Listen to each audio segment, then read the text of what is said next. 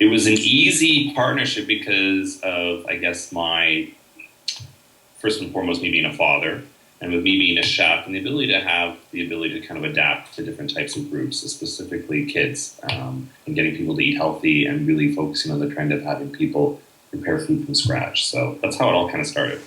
So before you started any part of this process, what was your sort of plan of action? Because now we're talking about, high school students, but different age ranges, different ethnic backgrounds, different likes and dislikes. I mean, there's a lot going on here. Exactly. And when we spoke about this partnership, one of the very first things I said, I'll do it under the condition of one thing, and that is I get the buy-in from the students. Because for me, it made absolutely no sense to kind of go in and start assuming what I thought was going to be the best for these kids. So what I said was, let's prepare some focus groups. So I want to hear the voice of the student body. I want to hear what they want. I want to hear what they dislike, what's working, what isn't working, and then go from there. Because once I have that understanding, it's easy because it's as simple as giving the kids what they want. When you set about doing these focus groups and then came away from that, what struck you about what you heard from those students? The most surprising part of having the feedback from these focus groups was learning that the children really wanted, the students, their palate was no different than that of adults. They want sophisticated food. They want food that is flavorful. They wanted food that was spicy, bold, and really didn't kind of tiptoe around being bland or anything like that. They wanted exciting food again. So doesn't that fly in the face then, do you think, in terms of what we hear with, all these picky eaters and parents struggling to feed their kids healthy foods that they like? Like, where's that coming from then? I really think that it stems from the fact that I think the most important part is probably the children's exposure, students' exposure to social media, and just the commercialization of food. There's the Food Network alone is a huge vehicle that students and young adolescents are drawn to. I find that more kids are involved or want to get involved in where their food is coming from, so they're paying attention. So I think it's a new generation of kids really paying attention to what they're eating and where the ingredients are coming from, and it's exciting. So what did you take from your experience at home as a father of 3 boys into the focus groups and then into the kitchen? Well, that was an easy transition because at home, I'm a dad, first and foremost, and I'm a husband. The chef bit comes second. I prepare food that people like. And I took that kind of same philosophy and kind of flipped it into the schools where I wasn't going to go in and start preparing dishes that I hoped they were going to like. I made them part of the process of finding out what they liked from the beginning. And then I just integrated those ideas into the menus. So it's like no different when I'm here at home and I'm going grocery shopping with my eldest son and I say, okay, what do you want for dinner? And I said, the condition is it's got to be made from scratch. And the minute you have that hook and that buy-in from the kids, it's easy. So the condition was I wanted to make foods that were made from scratch, foods that were healthy, but that was all secondary. I don't want them to focus on the healthy bit yet. Because when I do that from the beginning, then you lose their attention. Because if I'm at home and I'm at the dining room table and I tell my son, eat it because it's healthy, he's going to look at me and go, I'm not eating that. Right. I want him to eat it because it looks good, it tastes great, and he can't wait to have a second helping. So what then did you do in terms of all this information that you have when you got into the kitchen? I mean, was it too much information? Did you have enough? Not at all, actually. It was quite, with all the information that I collected, there was so much to stem from because I thought I have all these different opportunities and options to go from, which is exciting because I only had to do one rotation of menu in the beginning. So because there's such a huge platform, I have a greater opportunity to kind of expand that going forward. So the difficult part for me, was really trying to decide what to pick now because there's so many different options. So how long did that whole process take till you got to the final dishes that you? Probably about a couple of weeks to get it down, and we went back and forth with the development team to kind of what would work within the system with not only the palate and sophistication of what the kids want, but also from a production perspective. Their operational side of the business, are they able to prepare these dishes? Do they have the equipment? Do they have the ability? Do they have the staffing? Because it was a combination of the two. It's great that Corbin comes up with a great menu option, but if it's not able to be produced in the right environment, then it doesn't make sense. But the same students were in the focus groups. We had 3 schools that were part of the pilot. So we had 3 different focus groups. I created the dishes, created the recipes, we finalized everything, and then we said, okay, now we need to kind of throw it out there and see what they think. And that was probably the most nerve-wracking part of this, because it's great that I know what they want, I've developed the recipes, and it's perfect on our end, but ultimately, are they going to like it? And so we did it, and I was really surprised because we did these kind of one-biters of all the dishes. And I heard things that I honestly did not ever expect to hear in a school cafeteria, much less in a school gymnasium. And it was things like, I love kale. This is zucchini, I hate zucchini. Now I love zucchini. And it was taking those everyday ingredients, not beating the kids in the face with the fact that it's healthy and it's full of this and it's full of that. And it's going to be, kids don't want to hear that. All they want is that it's fun and playful. So we did a whimsical play on some of the presentations and added texture so that when they bite, there's crunch. And then throw in that punch of flavor, and you won them over. And if I could do that with zucchini and kale, my gosh, imagine what I could do.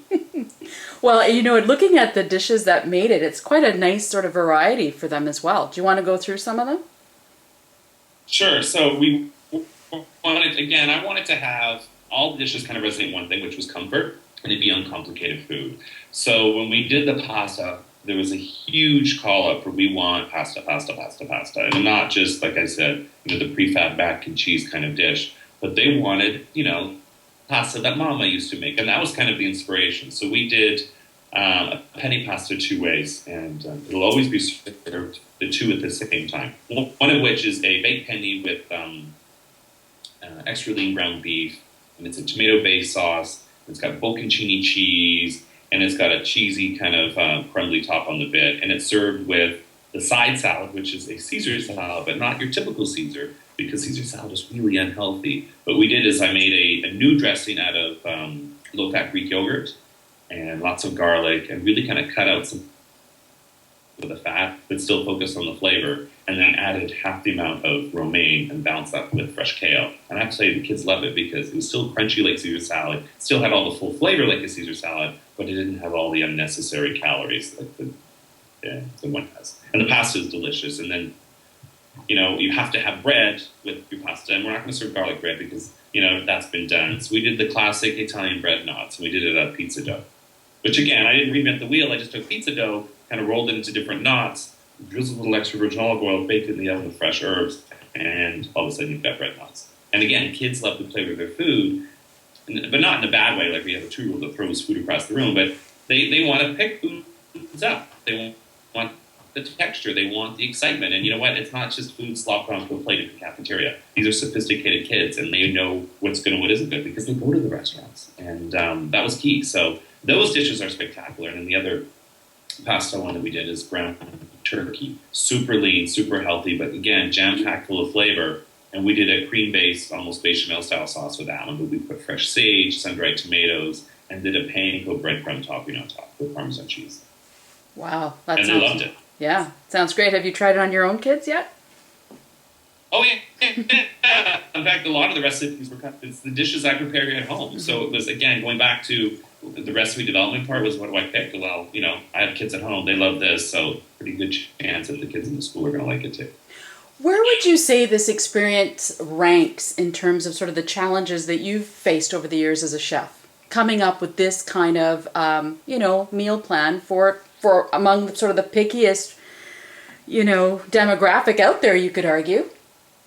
I could, and I what I would probably start is that children or kids are picky because of one reason. They're picky because they are a product of their environment. So when I have a parent that comes to me and says, oh, my child won't eat anything, I don't understand. Well, the first person you have to look at is what are you preparing, right? So if you're making foods that are convenient, that are prefabricated or come out of a box or microwaved or, really simple to prepare or reheated, that's the reason. So really, what the most annoying bit about all this is we've forgotten what the food is all about. It's about preparing simple, easy, everyday ingredients from scratch to create the ultimate meal. That's how I grew up. That's why I became a chef.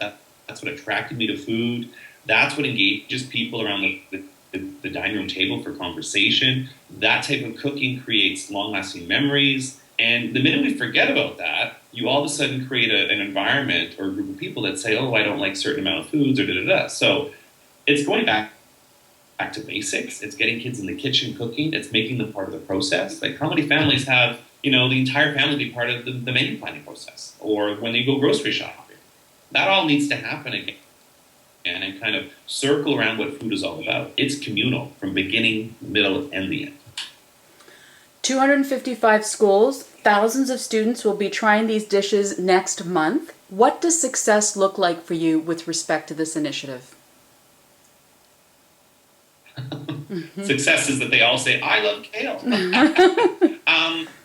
That's never going to happen. But if I can get kids talking about food again, but more importantly, get them to come and have that one meal in the school kitchen at least once a week, once every 2 weeks, then we've succeeded. But what I don't want to see happen is have these students go to the mall or the food courts or these quick service restaurants that are surrounding the school areas. Because that's not good for them. Number one, it's really expensive. Number two, it's not good to fuel your body. So I want them to stay in the school. I want them to get excited about food. And success for me is to say, wow, I can't wait for Chef Corbin to come into our school and have us taste his, and meet him in person and have him cook for us personally. Are there plans That to? is success. Yeah, sounds great. Are there plans to expand it based on what happens in this first run?